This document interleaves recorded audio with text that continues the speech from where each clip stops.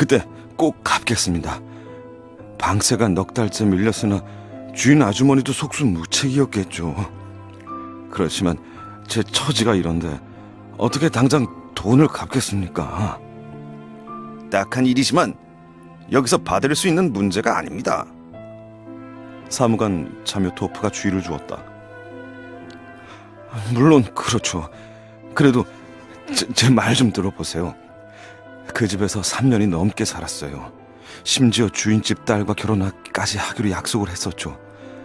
그때 주인 아주머니가 돈을 빌려줘서 편하게 지낼 수 있었어요. 그러다 약혼녀가 1년 전 티푸스로 갑작스레 죽고 말았죠.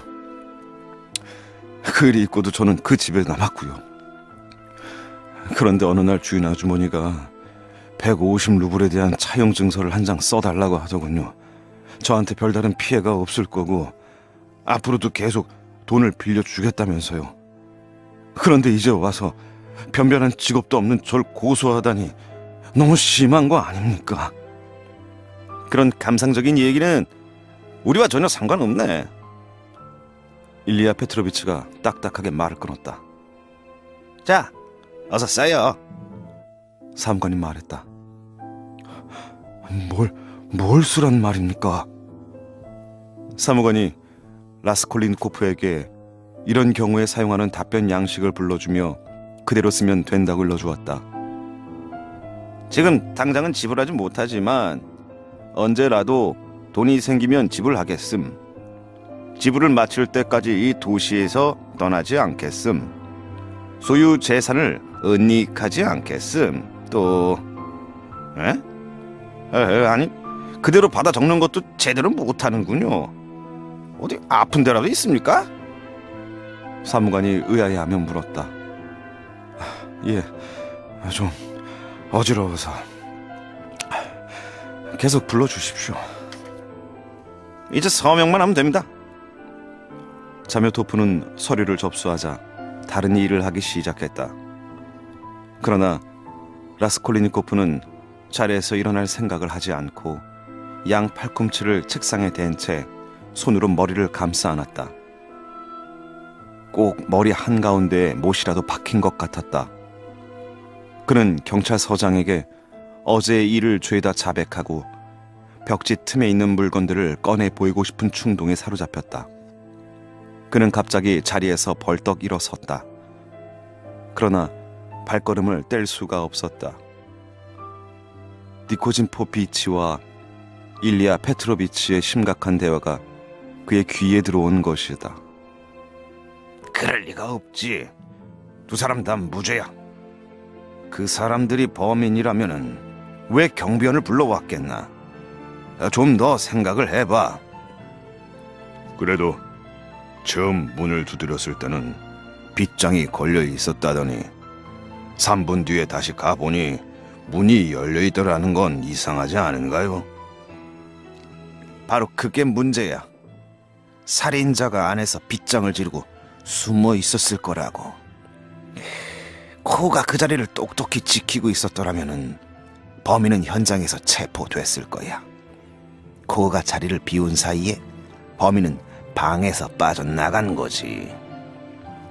라스콜리니코프는 황급히 모자를 집어들고 문 쪽으로 걸어갔다. 그러나 곧 정신을 잃고 쓰러져 버렸다. 한참 만에 정신을 차리고 보니 누군가가 부축을 하고 있었다.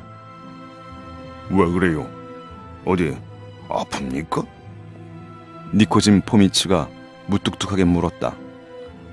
병을 앓은 지는 오래됐나요? 일리아 페트로비치도 질문을 퍼부었다. 어제부터 그랬습니다. 라스콜리니코프가 간신히 대답했다. 어제는 외출하지 않았어? 했습니다. 아픈데도? 네, 아픈데도요. 몇 시쯤 나갔죠? 저녁 8시 넘어서요.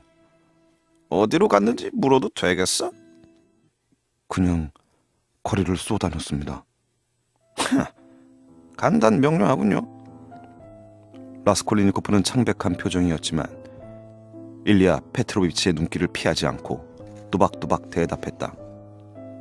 2000년 많이 힘들어 보이는군. 자네는 왜 이런 청년을... 니코진 포미치가 부하에게 나무라는 투로 말하자 일리아 페트로비치는 어쩔 수 없다는 듯이 말했다. 이제 그만 돌아가도 좋아요. 라스콜리니코프는 겨우 밖으로 나왔다. 그가 나오자마자 방 안에서는 열띤 대화가 시작됐다. 특히 니코진 포미치의 목소리가 쩌렁쩌렁하게 울렸다. 수색! 가택 수색이다. 이제 수색을 할 거야. 서둘러 집으로 향하면서 그는 마음속으로 중얼거렸다. 나쁜 놈들, 나를 의심하는구나. 공포가 다시 그의 온몸을 휘감았다.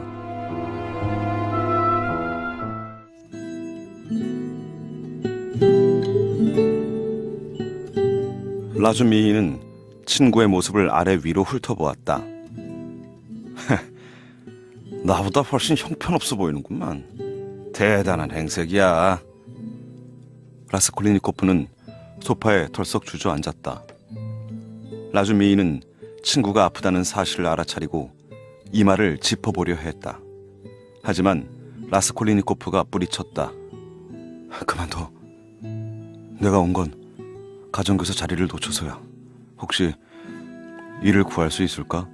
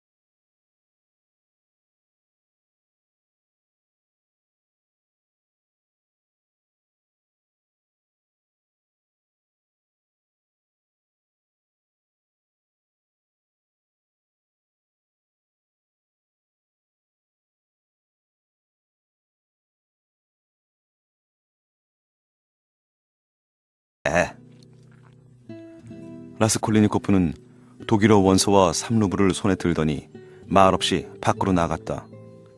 그러나 곧 돌아와서 돈과 책을 라주미인의 책상에 내려놓고 다시 밖으로 나가버렸다. 정말 어디가 이상해진 거 아니야? 라주미인은 기가 막힌 표정으로 버럭 화를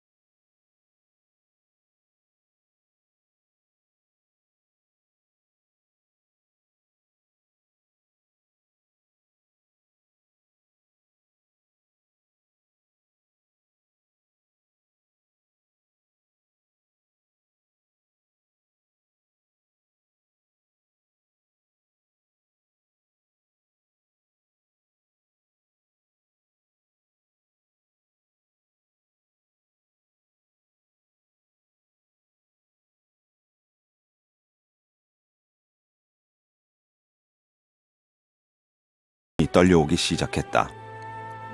일리아 페트로비치의 목소리가 들렸던 것이다. 순식간에 공포가 그를 집어삼켰다. 라스콜리니코프는 다시 소파에 쓰러지듯 엎어졌지만 좀처럼 눈을 붙일 수 없었다. 지금까지 한 번도 겪어보지 못한 공포에 휩싸인 채로 30분은 더 누워 있었다. 어느 순간 갑자기 밝은 불빛이 그의 방 안으로 쏟아졌다. 나스타샤였다. 양초와 수풀을 가지고 왔다. 나스타샤, 주인 아주머니가 왜 얻어맞았지? 나스타샤는 그를 물끄러미 바라보더니 한참 만에 대꾸했다. 누가 주인 아주머니를 때려요?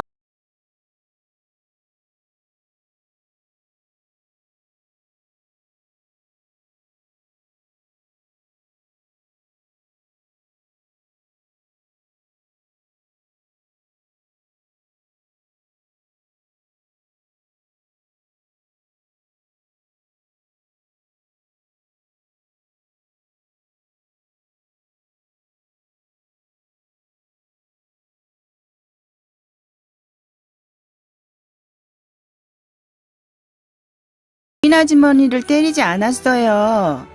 당신이 헛소리를 하는 거는 몸속에서 피가 끓고 있기 때문일 거예요. 그러면 환청이 들린대요. 물 좀 줘, 나스타샤. 잠시 뒤 그녀가 하얀 도자기 컵에 물을 담아 돌아왔지만 그는 아무것도 기억하지 못했다. 찬물을 한 모금 들이켜고 난 뒤 그만 정신을 잃었기 때문이다.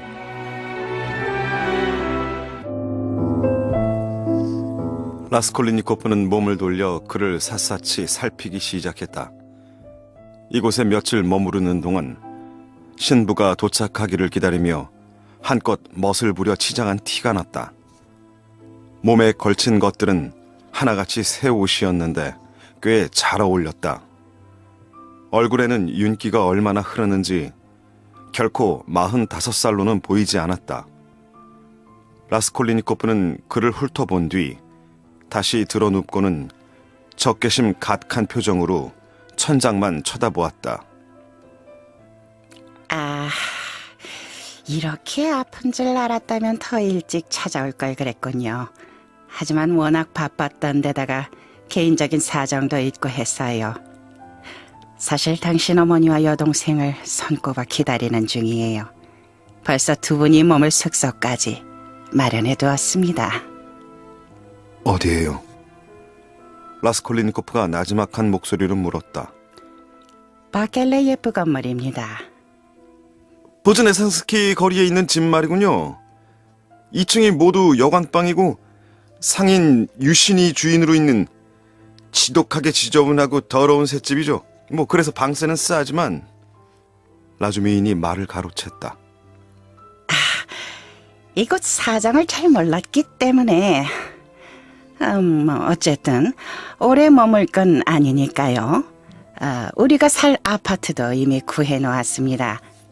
나도 지금은 친구인 레베자 트니코프의 방에서 신세를 지고 있는 처지랍니다. 당신과는 이제 막 인사를 나눈 사이지만 앞으로 좀 더 가깝게 지내고 싶습니다. 부디 몸조리 잘 하십시오. 루진이 쩔쩔매면서 겨우 말을 끝맺었다. 그가 의자에서 일어나려 했지만 라스콜리니코프는 고개도 까딱하지 않았다. 그때 갑자기 조시모프가 확신에 찬 말투로 외쳤다. 어찌됐든 전당 잡히러 갔던 놈이 너 발 죽였을 거야. 물론이지. 그랬을 거야. 라주미인이 맞장구를 쳤다. 포르피리는 아직 자기 생각을 말하지 않았지만 일단 전당 잡힌 사람들부터 조사를 하고 있어. 전당 잡힌 사람들을 조사한다고? 라스콜리니코프가 큰 소리로 물었다. 그래. 그런데 너는 왜 흥분하는 거야? 아무것도 아니야. 그 사람들은 어떻게 알아냈지? 조시모프가 궁금해했다. 코흐가 알려준 사람도 있고 물건 포장지에 이름이 적혀있는 사람도 있고. 어쨌든 범인은 아주 노련하고 대단한 놈이 분명해. 그렇지 않아. 그래서 네가 틀렸다는 거야. 라즈미히는 조시모프의 말을 단박에 끊었다. 범인은 경험도 없고 솜씨도 서툰 놈이야. 생각해봐. 범인은 겨우 10루블에서 20루블 정도 되는 금품만 챙겼어. 노파의 괴짝과 누더기만 뒤졌다고. 장롱 위 서랍에는 어음 말고도 현금이 1,500루블이나 있었는데 범인은 훔치는 방법도 모른 채 사람만 죽여놨어. 지난번에 일어난 노파 살해 사건 말하는 거군요. 루진이 손에 모자와 장갑을 든 채로 대화에 끼어들었다. 떠나기 전에 좋은 인상을 남기고 싶었던 모양이었다. 그렇습니다. 그 사건에 대해 들어본 적이 있나요? 물론이죠. 노파의 집과 가까운 데 살거든요. 자세한 내용을 아십니까? 그렇지는 않습니다. 나는 사건 자체보다 다른 문제에 관심을 갖고 있지요. 내가 의아하게 생각하는 것은 최근 5년 동안에 이 상류 사회에도 하류 사회만큼 범죄가 늘고 있다는 점입니다.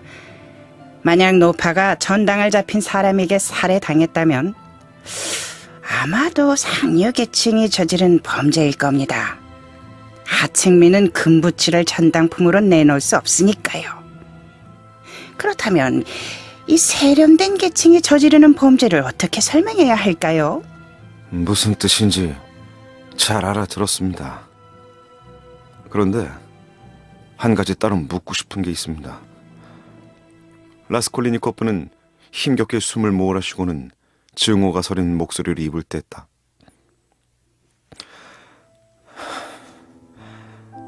당신은 약혼녀가 가난해서 다행이라고 했다는 게 사실인가요? 그래야 마음대로 부려먹을 수 있고 은혜를 베푼 것처럼 굴 수 있다고 했다면서요. 이것 보세요! 루진이 분노에 찬 목소리로 소리쳤다. 터무니없는 얘기입니다. 당신 어머니께서 그렇게 전한 모양이지요. 당신 어머니는 훌륭한 분이지만 뭐랄까 좀 이 감상적인 데가 있어요. 그래도 내 말을 그런 식으로 이해하고 계실 줄은 꿈에도 몰랐습니다. 똑똑히 들어둬. 한 번만 더 내 어머니 이야기를 함부로 입에 올리면 당장 저 계단 아래로 집어 던지겠어.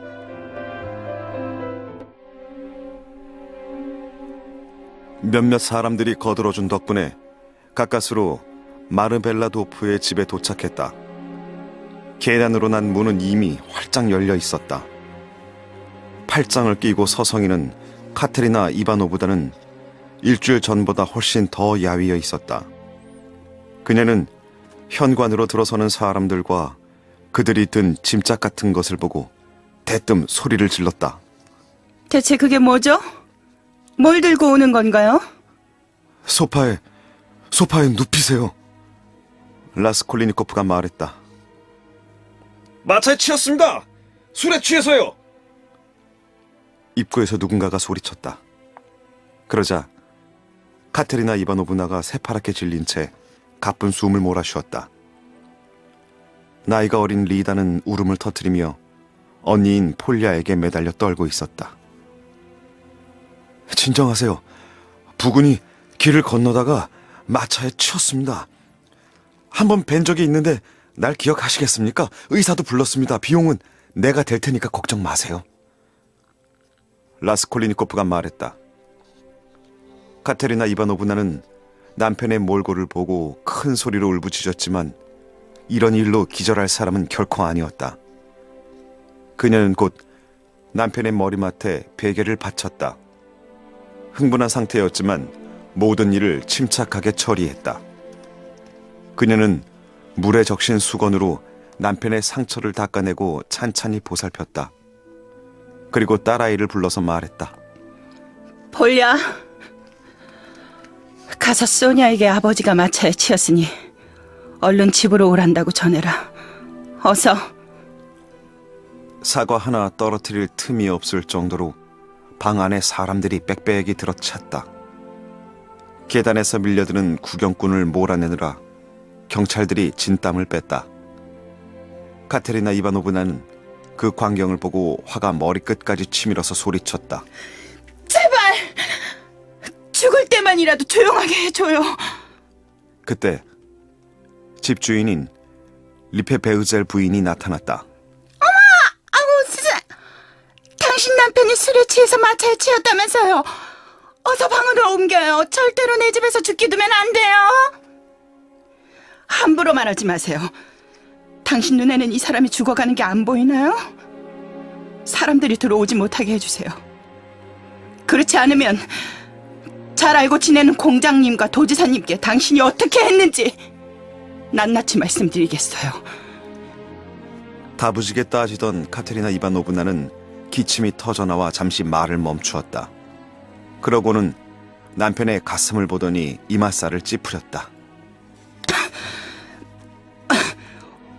옷을 벗겨야겠어요. 온통 피투성이에요. 여보, 몸을 움직일 수 있겠어요? 신부님 불러줘. 마르멜라도프가 희미한 목소리로 말했다. 그 사이 독일인의 의사가 들어와 맥을 짚고 진찰을 한 뒤 말했다. 지금까지 살아있는 게 신기하군요.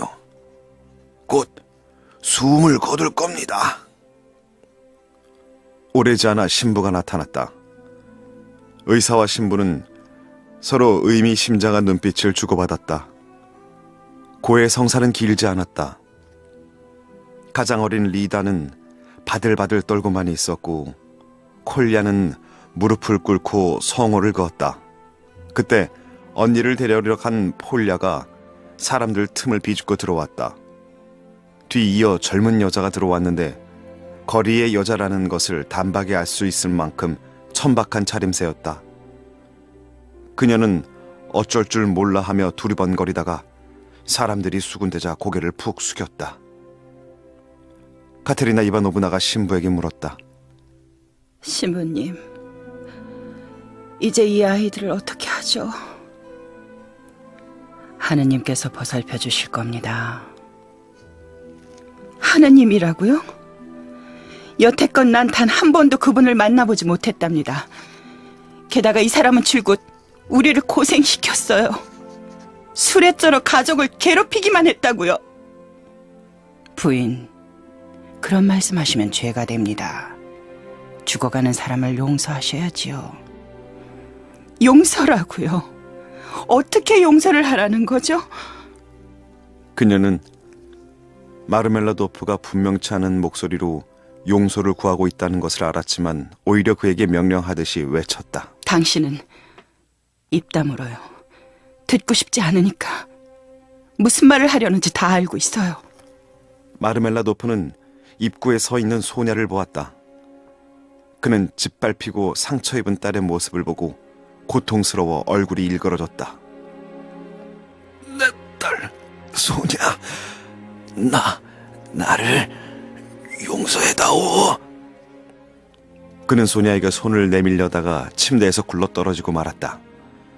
소냐는 비명을 지르며 아버지에게 달려갔고 그는 딸의 품에 안긴 채 숨을 거두었다.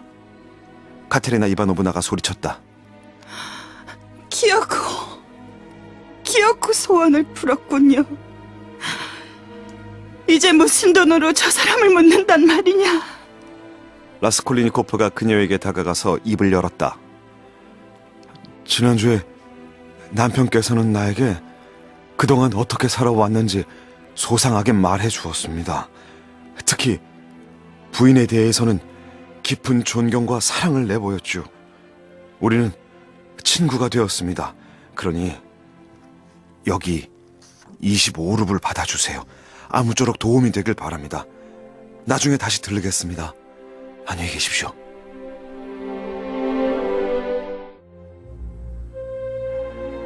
어머니, 제가 한 가지 죄송한 일을 저질렀어요. 어머니가 보내주신 돈 어제 죽은 사람의 부인에게 주었어요. 장례 비용으로 쓰라고요. 그 부인은 남편을 잃은 데다 폐병까지 앓고 있었거든요. 아이 셋은 굶고 있었고요. 큰딸이 있기는 하지만 어머니도 그 광경을 직접 보셨다면은 망설이지 않고 저처럼 하셨을 거예요. 물론 저한테는 그럴 권리가 없지만요. 괜찮다, 로자. 나는 내가 하는 일은 무조건 다 믿는단다. 절 그렇게 쉽게 믿지 마세요. 그는 억지로 미소를 지었다. 잠시 침묵이 감돌았다. 모든 대화에 팽팽한 긴장이 서렸다. 모두들 그걸 느끼고 있었다. 라스콜리니코프는 다들 자신을 두려워한다는 생각이 들었다. 어머니는 시간이 흐를수록 자꾸만 겁이 났다. 그런데 로자, 마르파 페트로브나가 죽었단다. 그 사람이 누구죠? 편지로 이야기하지 않았니? 스비드리가일로프 씨의 부인 말이야. 아, 예, 생각나요. 그 부인이 죽었다고요? 너한테 편지를 보낼 그쯤이었어. 듣자하니 평소에 남편이 부인을 많이 때렸다더구나. 죽는 날도 매를 흠씬 맞고 목욕을 하러 찬물에 들어갔다가 바로 기절해버렸대. 그 길로 죽었다지 뭐니. 어머니는 정말 사소한 일에 관심이 많군요. 그런 쓸데없는 이야기에. 얘야, 나는 그저 모든 얘기를 해야 할 것 같아서. 어머니는 한숨을 내쉬었다. 왜 그러세요? 왜 저를 두려워하시는 거예요? 라스콜리니코프는 일그러진 미소를 지으며 물었다. 그러게요. 어머니는 아까 계단을 올라오면서 두려움을 지우기 위해서 성호까지 그으셨어요. 두냐가 건드렸다. 아니, 두냐, 그게 무슨 말이니? 로자, 나는 내 얼굴을 보는 것만으로도 충분히 행복하단다. 이제 그만하세요, 어머니. 앞으로도 얘기를 나눌 기회는 많아요. 그는 어머니를 보지도 않고 손을 꼭 쥔 채 곤혹스럽다는 듯이 중얼거렸다. 그러다 벼란간 얼굴이 새하얗게 질렸다. 얼마 전에 느꼈던 무서운 감정이 죽음의 냉기처럼 다시 그의 영혼을 감쌌다. 자신이 지금 무서운 거짓말을 하고 있으며 앞으로는 어느 누구와도 터놓고 이야기할 수 없게 되었다는 사실을 분명하게 느꼈던 것이다. 왜 그래요, 오빠? 두냐가 불안한 목소리로 물었다. 아무것도 아니야. 잠시 다른 생각이 나서. 그가 갑자기 소리내어 웃으며 말했다. 어머니, 제가 주인집 딸과 사랑에 빠져 갑자기 결혼하고 싶어 했던 거 기억하세요?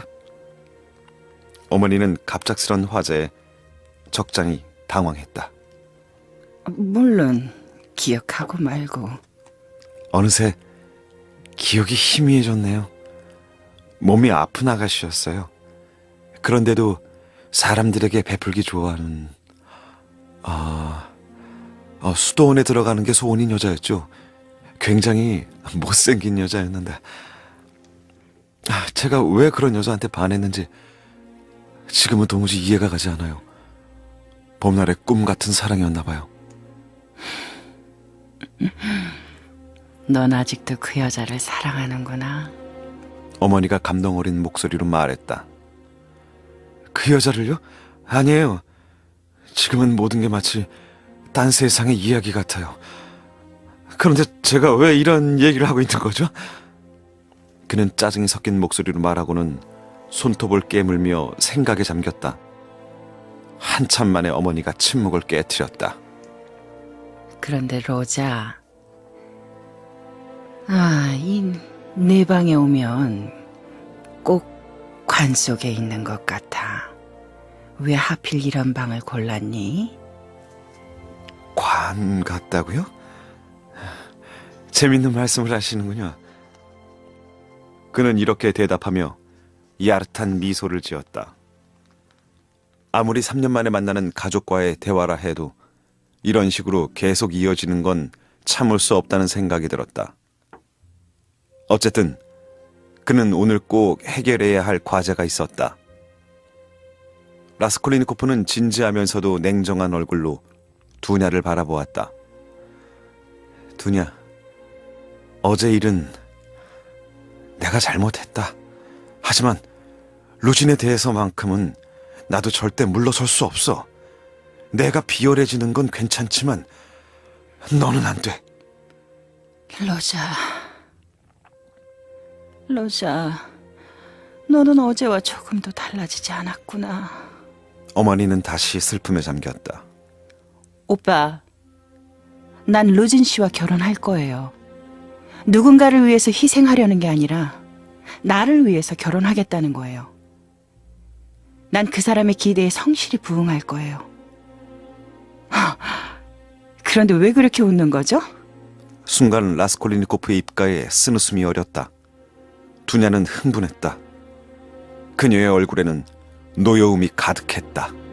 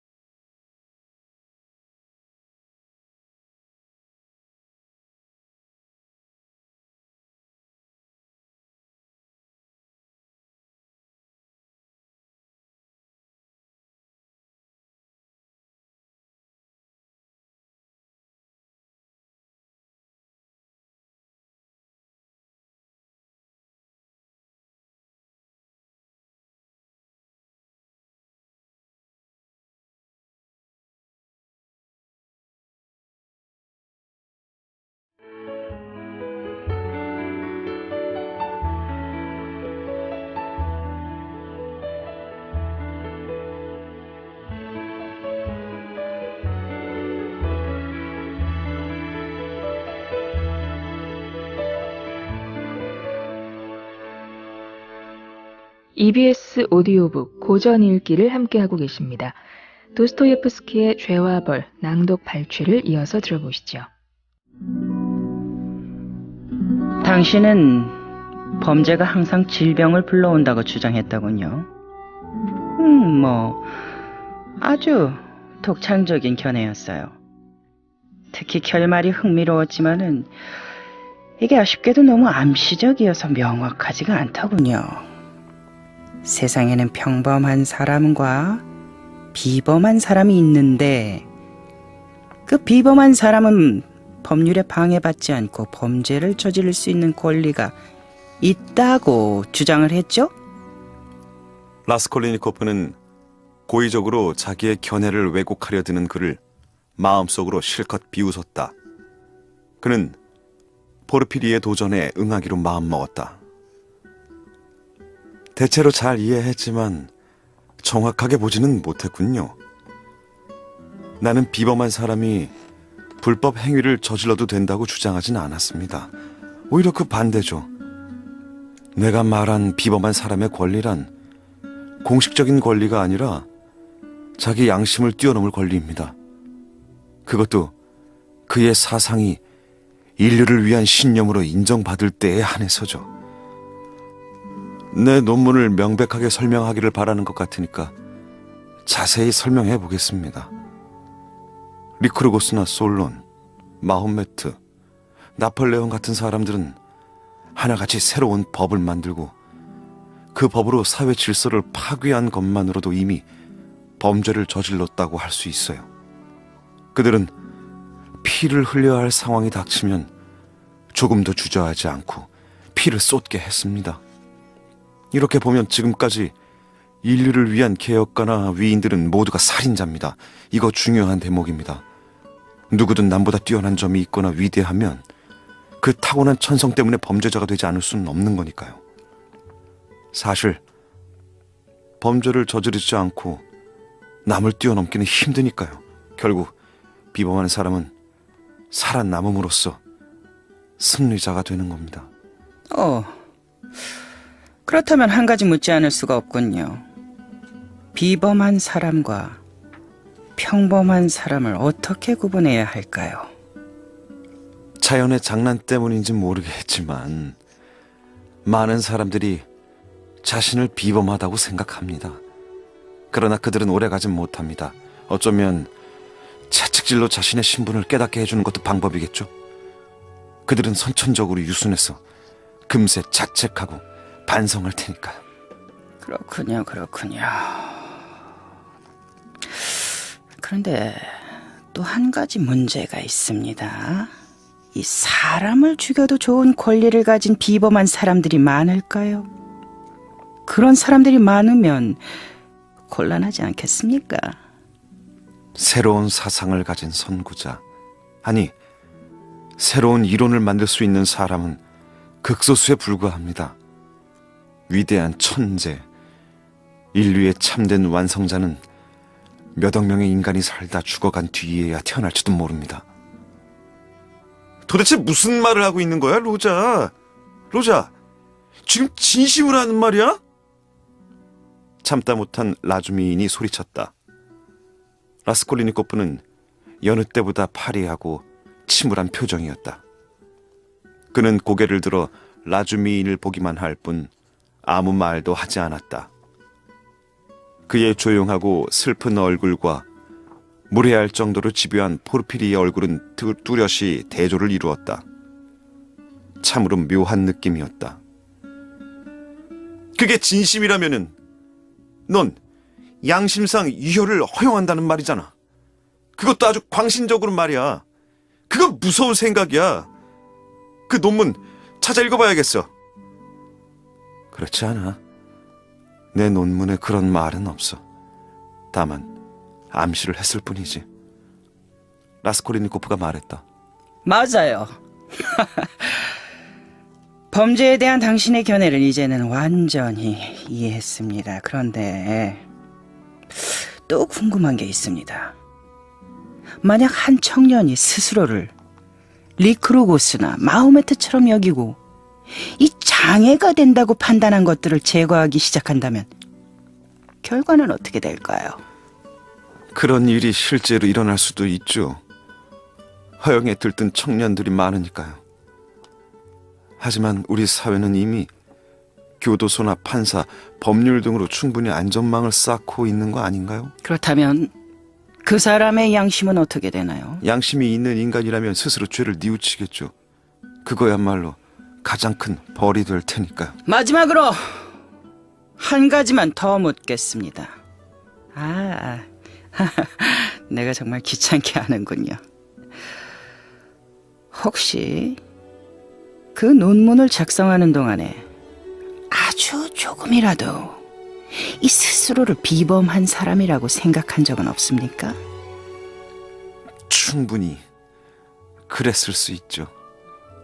라스콜리니코프는 경멸이 서린 말투로 대답했다. 순간 라주미인은 움찔했다.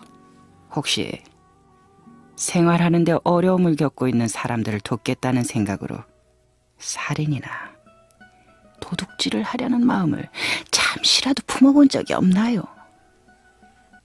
그랬다면 이런 얘기를 함부로 짓거리진 않겠죠. 라스콜리니코프는 노골적인 질문에 짙은 혐오감을 느꼈다. 미리 말하지만 이제껏 스스로를 마호메트나 나폴레옹으로 생각해 본 적은 맹세코 없습니다. 라스콜리니코프는 그 남자를 쫓아 거리로 달려나갔다. 겨우 따라잡아 나란히 걷게 되자 그 남자가 라스콜리니코프를 흘깃거렸다. 그러다 이내 눈을 내리깔았다. 당신은 누구십니까? 사람을 찾아놓고 말도 없이 가버리다니요. 살인자. 그 남자는 나지막하지만 분명한 목소리로 이렇게 내뱉었다. 순간 라스콜리니코프의 다리가 후들후들 떨리기 시작했다. 등골이 오싹해지고 온몸에 힘이 쭉 빠졌다. 두 사람은 다시 말없이 걸었다. 대체 무슨 말이죠? 누구더러 살인자라는 겁니까? 네가 바로 살인자. 그 남자는 승리에 찬 미소를 짓고는 라스콜리니코프의 해쓱한 얼굴과 죽어가는 눈빛을 쏘아보았다. 그러고는 뒤도 돌아보지 않고 왼쪽 길로 꺾어 들어갔다. 라스콜리니코프는 그 자리에 우뚝 선 채 사라져가는 남자를 망연히 바라만 보았다. 기진맥진해서 후들거리는 다리로 겨우 집에 돌아온 라스콜리니코프는 10분가량 얼어붙은 것처럼 꼼짝 않고 서 있었다. 잠시 후 그는 힘없이 소파에 누워 병자같이 신음소리를 내며 몸을 길게 뻗었다. 머릿속이 텅 빈 듯했다.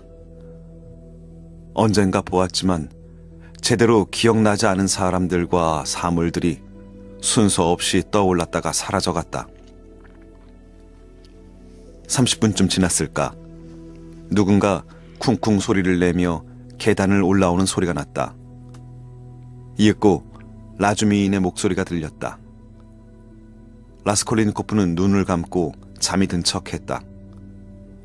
라주미인은 문가에 잠시 서 있다가 소파 옆으로 다가왔다. 이제 막 잠든 것 같으니까 그냥 쉬게 놔두세요. 식사는 뭐 나중에 해도 되니까요. 나스타샤가 속삭이는 소리가 들렸다. 두 사람은 조용히 밖으로 나아갔다. 그렇게 30분이 지났다. 라스콜리니코프는 눈을 뜨고 두 손을 머리 밑에 괜 채 계속 누워 있었다. 그 남자는 누구지? 어디서 나타난 걸까? 그는 모든 걸 지켜본 게 틀림없어. 도대체 어디에 숨어서 본 거지? 라스콜리니코프는 한기로 몸을 떨면서 계속 생각에 잠겼다. 그는 자신이 약해지고 있다는 걸, 특히 육체적으로 많이 허약해져 있다는 걸 깨달았다. 순간 그런 자신에게 혐오감이 느껴졌다. 이렇게 고통스러우실 줄 몰랐어.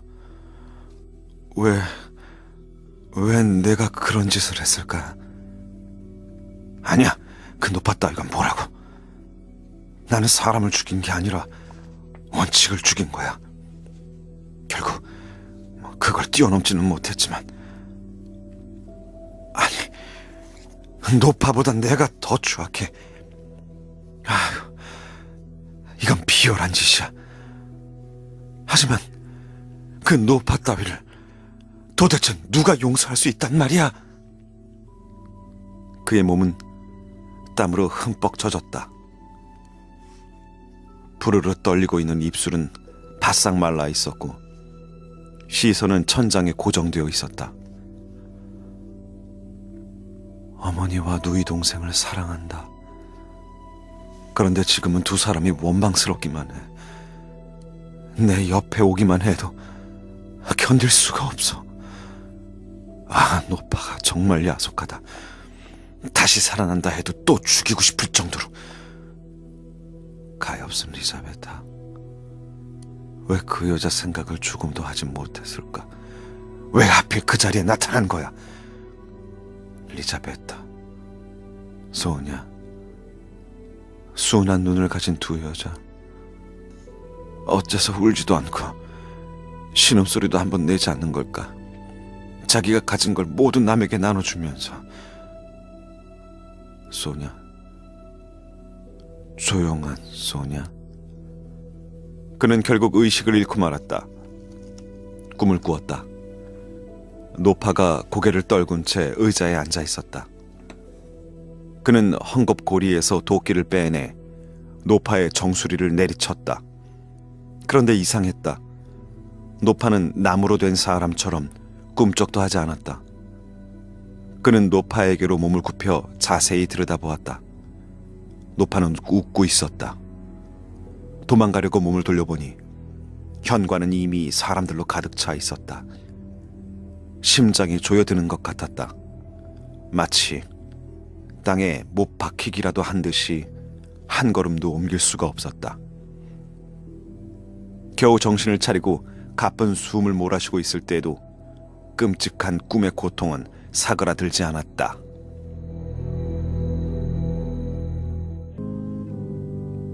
하나님께 기도를 드리나요?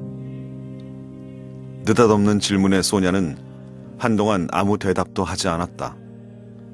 한참 뒤 그녀는 라스콜리니코프를 힐끗 바라보더니 벼랑간 그의 손을 잡고는 낮지만 힘 있는 목소리로 말했다. 물론이에요. 하느님이 안 계셨다면 어떻게 살 수 있겠어요?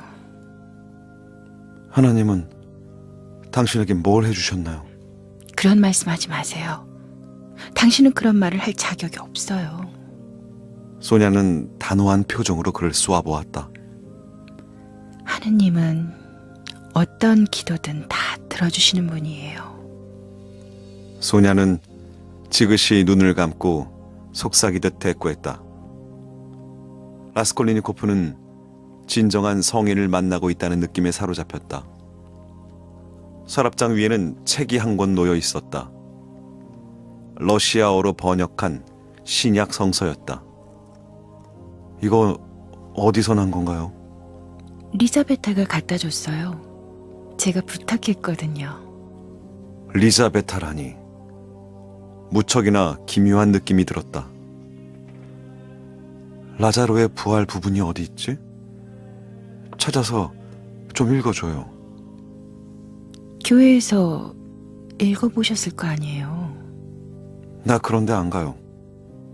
당신은 자주 가나요? 아니요. 그럼 내일 아버지 장례식에도 가지 않겠군요. 당연히 가야죠. 실은 지난주에도 추도식에 갔었어요. 누구의 추도식이었나요? 리자베타요. 토끼에 맞아서 죽었죠. 소냐의 말에 라스콜리니코프는 어지러움을 느꼈다. 리자베타와 가까운 사이였어요? 네. 여기에도 종종 들렀어요. 아주 정직한 사람이었죠. 분명 하느님을 만났을 거예요. 마지막 이 말은 라스콜리니코프에게 묘한 감명을 주었다. 어서 빨리 읽어줘요. 당신은 하느님을 믿지도 않잖아요.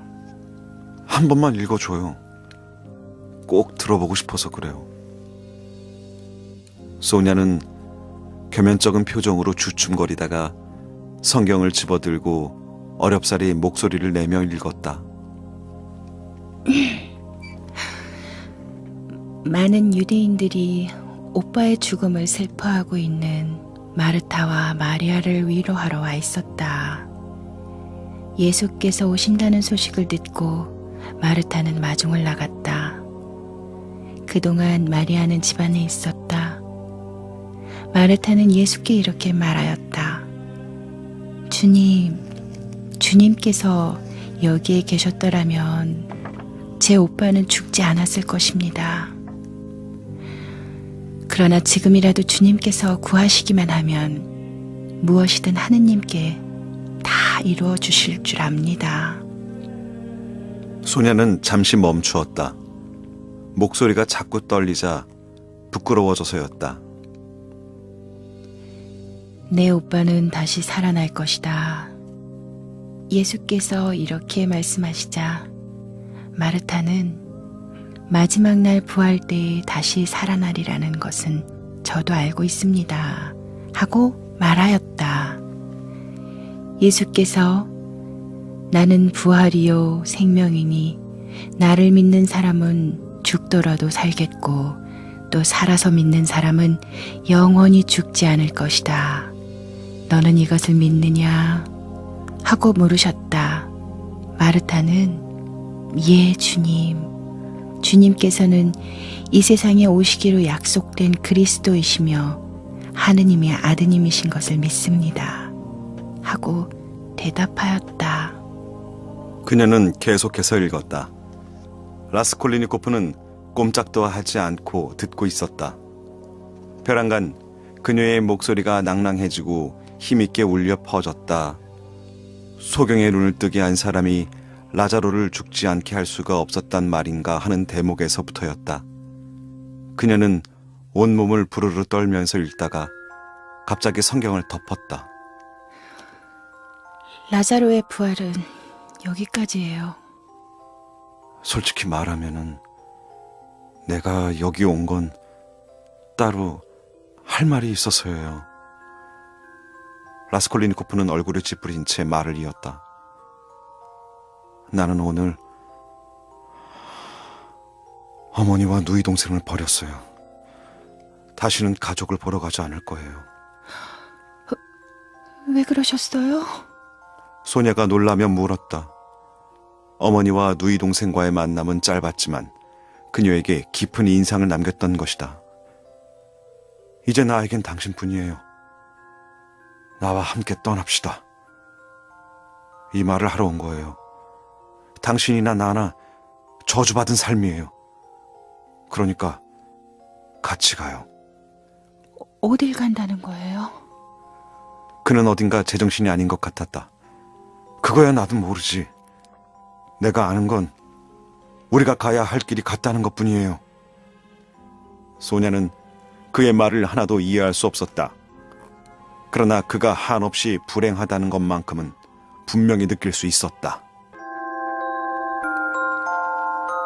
비슷한 사건이 전해돼 있었지요.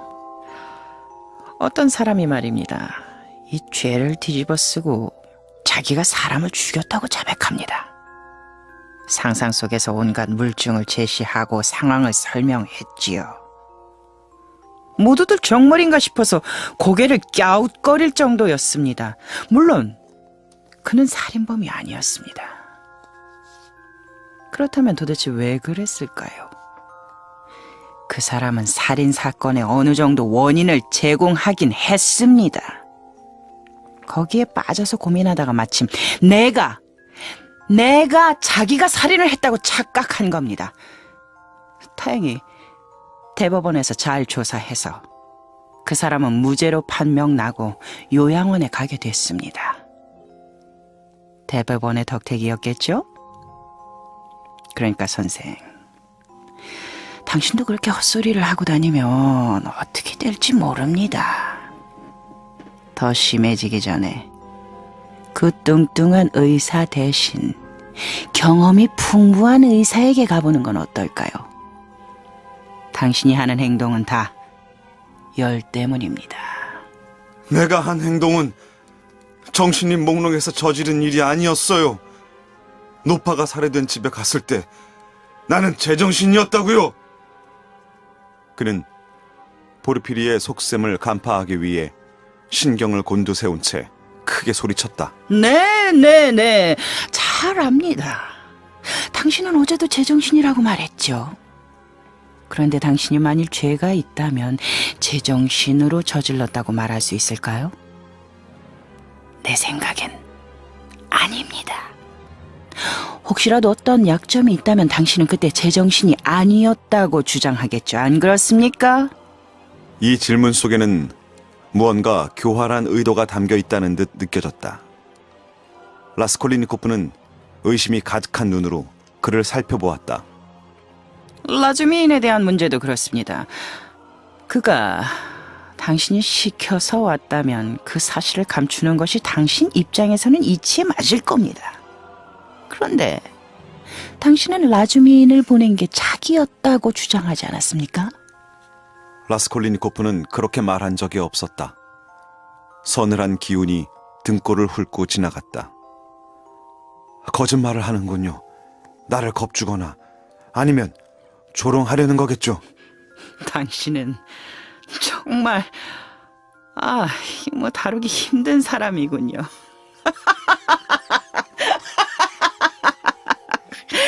분명하게 말씀드리지만 일단 건강에 신경 쓰세요. 여기 와 있는 가족도 생각해야죠. 그게 당신과 무슨 상관이죠? 내 가족이 와 있다는 거 어떻게 안 겁니까?